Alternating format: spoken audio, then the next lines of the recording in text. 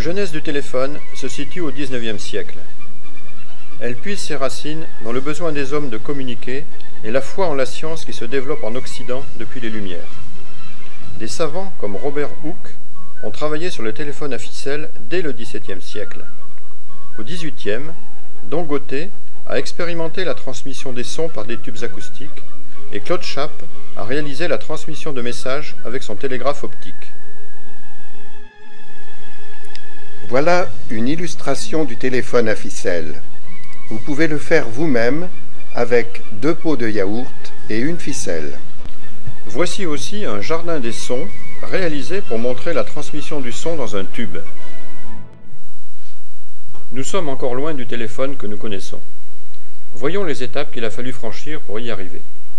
Tout d'abord, l'invention de la pile par Volta en 1800 qui va permettre le développement de l'électrodynamique, puis les travaux de Faraday en 1831 sur les propriétés de l'électromagnétisme conduiront dans un premier temps à une évolution du télégraphe optique de Chappe vers le télégraphe électrique, puis à l'avènement du téléphone.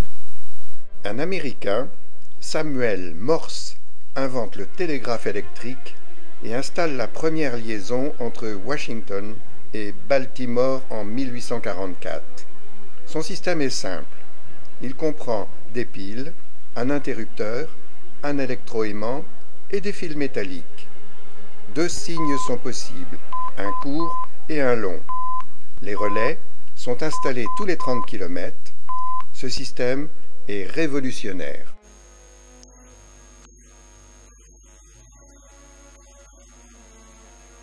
Beaucoup de chercheurs vont travailler à améliorer le télégraphe électrique et certains aboutiront à inventer le téléphone. 5 personnes peuvent être considérées avoir eu un rôle majeur dans l'invention du téléphone. Tout d'abord, Antonio Meucci, un Italien vivant aux États-Unis, invente en 1850 le télétrofono. Son rôle majeur dans l'invention du téléphone sera reconnu en 2002 par la Chambre des représentants des États-Unis. Puis, Charles Bourseul, un Français, dépose le 26 août 1854 un mémoire présentant l'idée de transmission de la parole à distance, projet qui restera sans suite malgré quelques essais. Philipp Reis, un instituteur allemand, met au point en 1860 un appareil de transmission de fréquence qui peut transmettre de la musique, mais sa qualité ne permet pas la transmission de la parole. Graham Bell, un Écossais naturalisé canadien, dépose le 14 février 1876 à 14 h un brevet final pour un appareil susceptible de transmettre la parole. Et aussi Elisha Gray, un Américain, dépose le même jour à 16 h un avis de brevet concernant le téléphone. Il intentera de nombreux procès à Graham Bell qu'il perdra tous. C'est donc Graham Bell, l'inventeur reconnu du téléphone. Voyons maintenant les travaux de Graham Bell. Il conçoit son premier appareil en 1875. Il évoluera vers le transmetteur expérimental. Il fonctionne selon le principe de l'électroaimant, donc avec une alimentation électrique locale. L'appareil est réversible et peut être utilisé comme émetteur ou récepteur. Diverses évolutions vont permettre à Bell de déposer son brevet en 1876. Bell perfectionne son invention dès 1876 avec un téléphone magnétique fonctionnant sans alimentation électrique. Comme le précédent, l'appareil est réversible. Pour converser, il faut encore 2 appareils identiques reliés entre eux par une liaison métallique.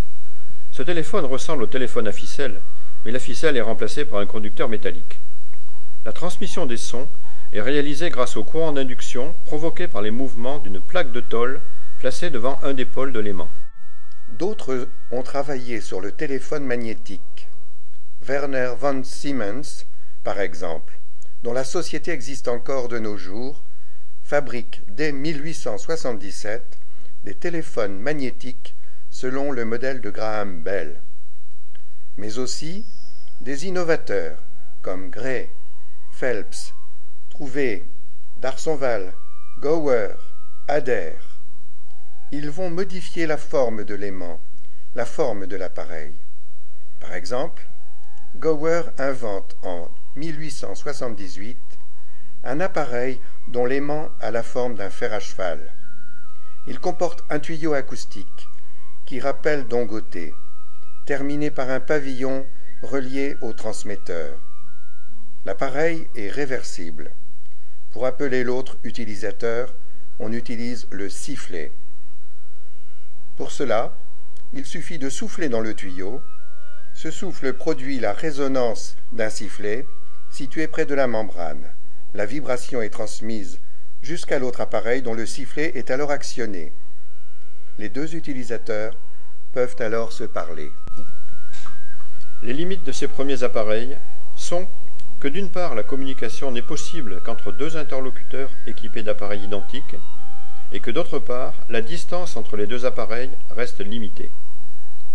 Une première amélioration de la portée des appareils est obtenue avec l'invention du microphone.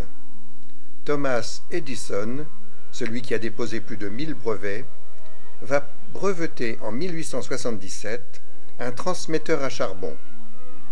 Son principe sera utilisé pendant très longtemps, tous les postes analogiques en ont été équipés.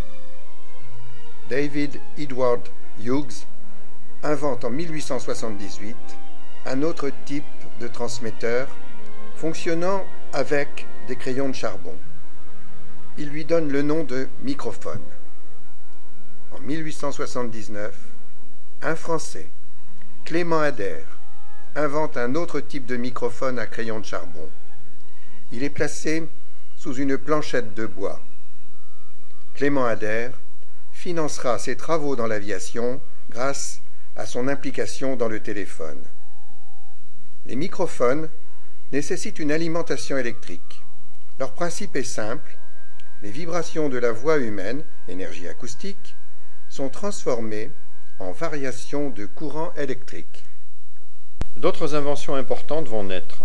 Clément Ader invente le combiné, regroupant au sein d'un même équipement microphone et récepteur, et il crée son propre poste téléphonique en 1879. La portée des téléphones ayant été améliorée, comment vont être résolus les autres problèmes? Celui du nombre d'interlocuteurs a été réglé par l'invention du central téléphonique manuel qui voit le jour aux États-Unis en 1878. Son inventeur est George W. Coy. Ce premier central dessert 21 abonnés à New Haven dans l'État du Connecticut. La ligne de l'abonné se termine par un jack sur le panneau face à l'opérateur. Pour relier deux abonnés, il faut utiliser un dicord, appareil composé de deux fiches assurant la continuité électrique. Lorsqu'un abonné souhaite dialoguer avec un autre abonné, raccordé sur un autre central téléphonique, une liaison entre les deux centraux est utilisée. Cette liaison aura des limites de longueur à cause d'un phénomène d'affaiblissement des signaux électriques. Il s'agit là du troisième problème soulevé.